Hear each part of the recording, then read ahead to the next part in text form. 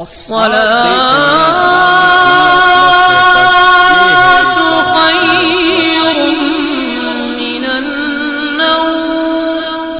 جا بھی چکے ہیں، اور حضرت علامہ مولانا گل حسن صاحب اسٹیج پر رونق افروز ہو چکے ہیں ماشاءاللہ۔ آپ لوگ اس وقت بہت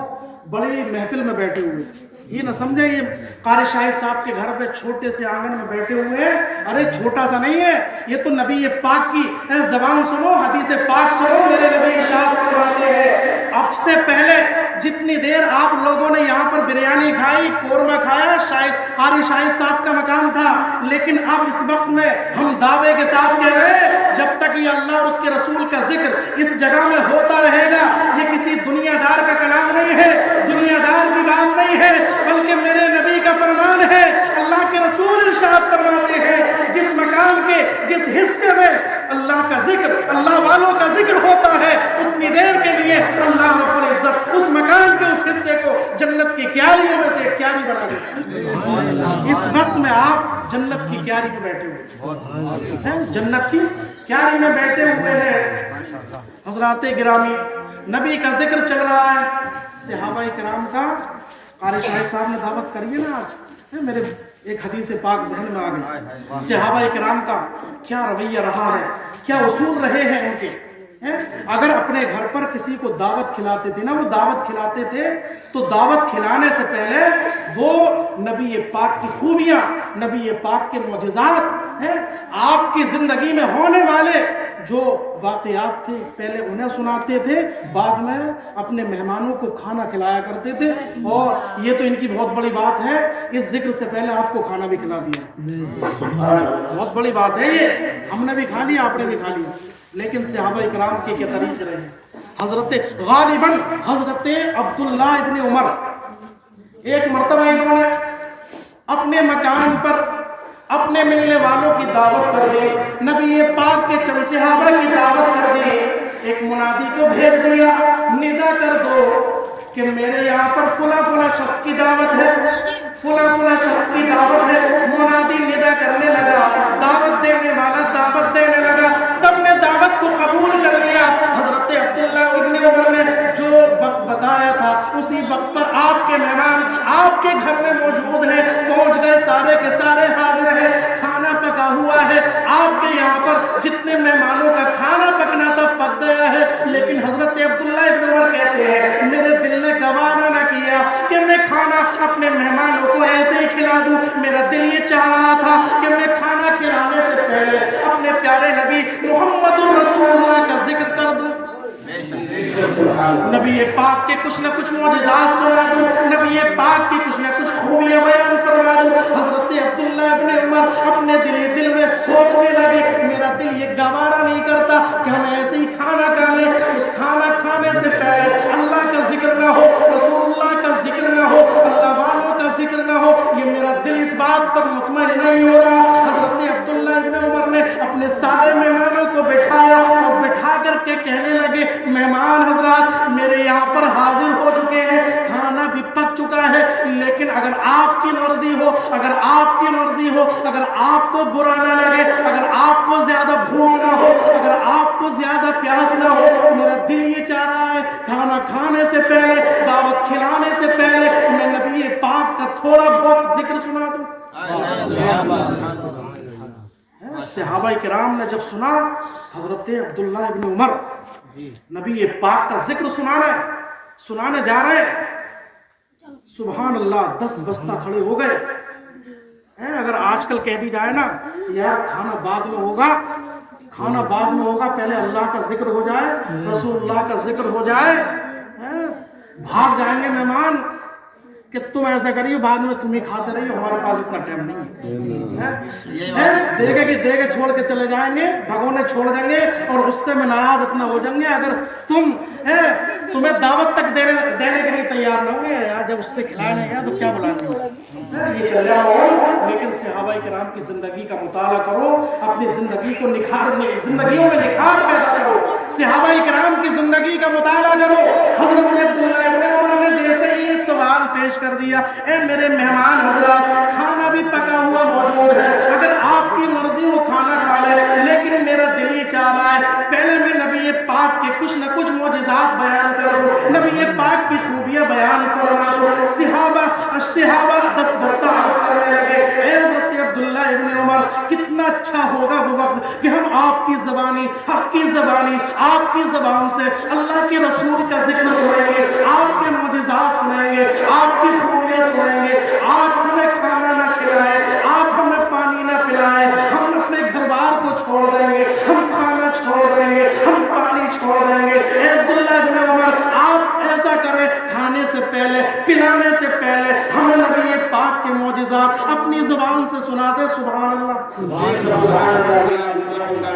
جب سب کے سب تیار ہو گئے،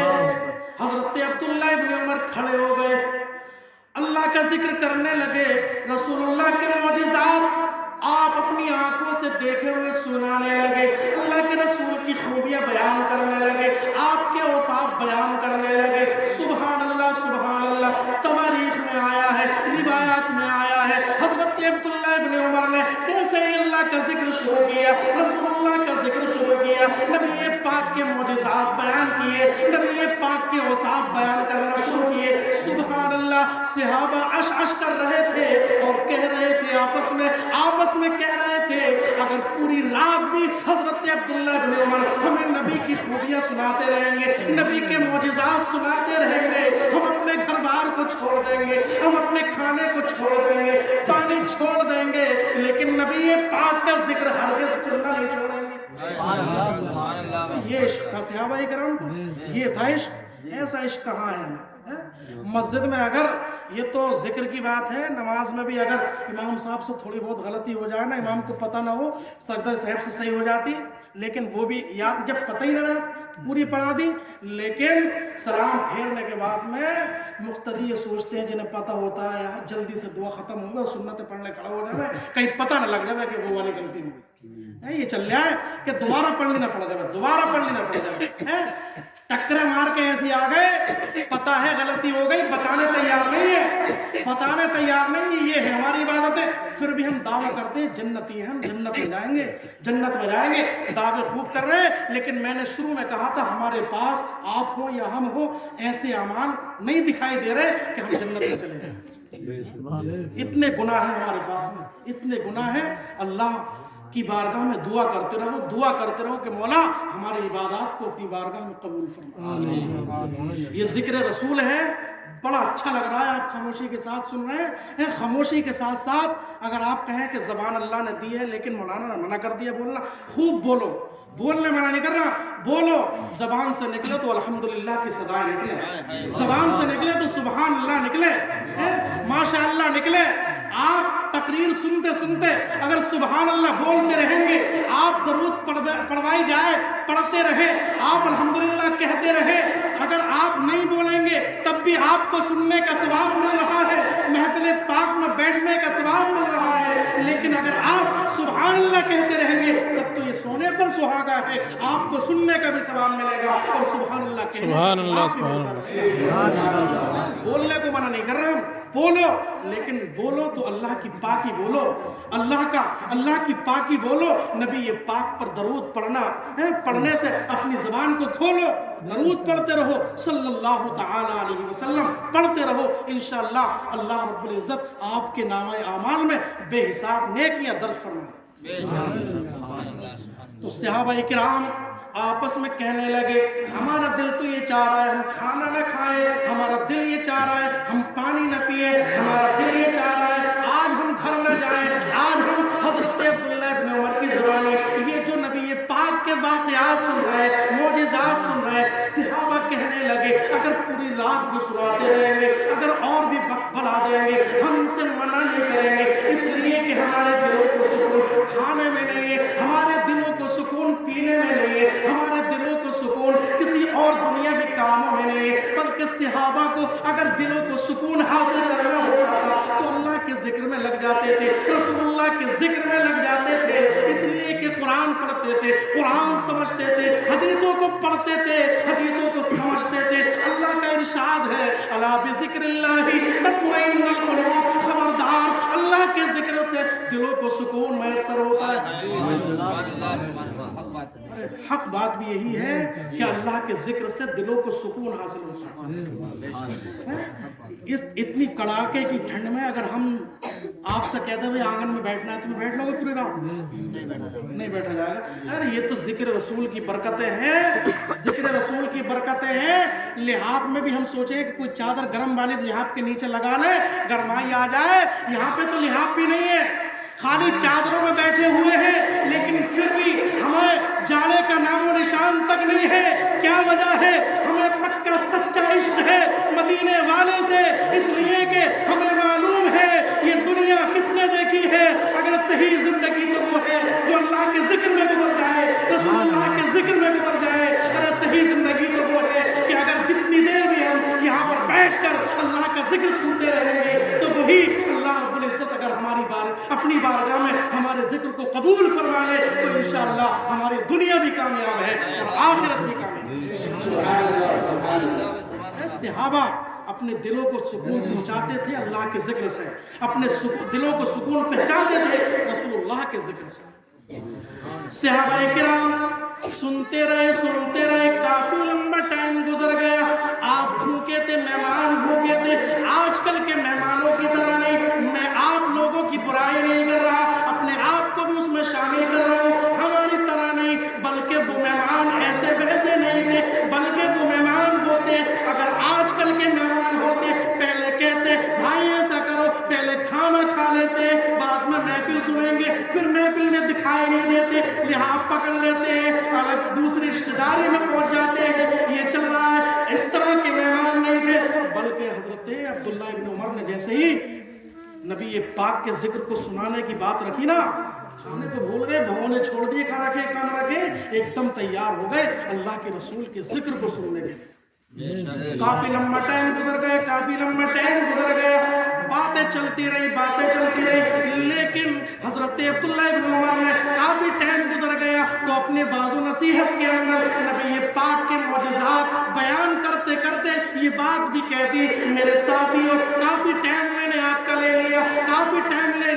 کھانا بھی ٹھنڈا ہو گیا ہوگا, میں نے کافی ٹائم لے لیا. لیکن صحابی رسول کھڑے ہو گئے, عرض کرنے لگے, اے ہمارے عبداللہ ابن عمر, اے ہمارے بھائی, آپ اللہ کا ذکر کرتے رہے, رسول اللہ کا ذکر کرتے رہے, ہمیں کھانا اتنا مزہ نہیں لگتا, ہمیں پینا اتنا مزہ نہیں لگتا جتنا اچھا ہمیں اللہ کے رسول کا ذکر لگ رہا ہے. چلتا رہا, لیکن جب بات اختتام کو پہنچنے لگی, نبی پاک کو خبر ہو گئی کہ آج عبداللہ ابن عمر کے مکان پر ذکر رسول چل رہا ہے, اللہ کا ذکر چل رہا ہے. نبی پاک نے اپنے آرام کو چھوڑا, سبحان اللہ, اپنے آرام کو چھوڑا, اپنی قیام گاہ کو چھوڑا, حضرت عبداللہ ابن عمر کے مکان میں تشریف لے جانے کے لیے اپنی قیام گاہ کو چھوڑ دیا, اپنے حجرہ پاک کو چھوڑ دیا. حضرت عبداللہ ابن عمر کے مکان میں تشریف لے گئے. وہاں پر اللہ کے رسول کا ذکر چل رہا تھا, آپ کی خوبیاں بیان ہو رہی تھی. اس کے بعد میں سارے کے سارے صحابہ کھڑے ہو گئے, نبی پاک کی ذات پر صلاۃ و سلام پڑھنا شروع کر دیا. نبی پاک بھی حاضر ہو گئے. جیسے اختتام کو پہنچی محفل پاک, نبی پاک کا دریائے رحمت جوش میں آ گیا. نبی پاک کا دریائے رحمت جوش میں آ گیا. ارشاد فرمایا, وجبت لہو شفاعتی, میری شفاعت تم پر واجب ہو گئی, میری شفاعت تم پر واجب ہو گئی. دیکھیے کتنا نبی پاک محبت فرماتے ہیں اپنے ان عاشقوں سے, اپنے ان چاہنے والوں سے جو اللہ کا ذکر کرتے ہیں, رسول اللہ کا ذکر کرتے ہیں, اللہ والوں کا ذکر کرتے ہیں. حالانکہ میں نے کہا تھا نا شعراء کافی ہیں آپ کے یہاں, مجھے معلوم تھا آ رہا ہے قاری صاحب. دیکھیے فہرست طویل ہوتی جا رہی ہے آپ کی. یہ مقبولیت کی دلیل ہے. یہ محفل پاک اللہ رب العزت نے قبول فرما لی ہے, اور ہم تو اللہ کی بارگاہ میں دعا کرتے ہیں کہ مولا اس محفل پاک کو قبول فرما لے, اور اس کے صدقے میں اے اللہ اس گھر کے اندر بے پناہ برکتیں عطا فرمائے, اور ہم سب کا بیڑا پار فرمائے. جب اختتام ہوا نبی پاک نے فرمایا وجبت لہو شفاعتی، میری شفاعت تم پر واجب ہو چکی ہے۔ حضرت عبداللہ ابن عمر نے کہا یا رسول اللہ، آپ نے اپنے قیام کو چھوڑا، آرام کو چھوڑا، آپ یہاں پر حاضر ہوئے اور حاضر ہونے کے بعد آپ نے ڈائریکٹ یہ جملہ وجبت لہو شفاعتی، بات سمجھ میں نہیں آئی۔ آپ اس سے پہلے بھی کہہ سکتے تھے، بعد میں بھی کہہ سکتے تھے، یا کہیں اور مل جاتے ہم تب کہہ سکتے تھے، لیکن آپ کا یہاں پر یہ جملہ ارشاد فرمانا، آپ اس کی وجہ بتائیں، کیا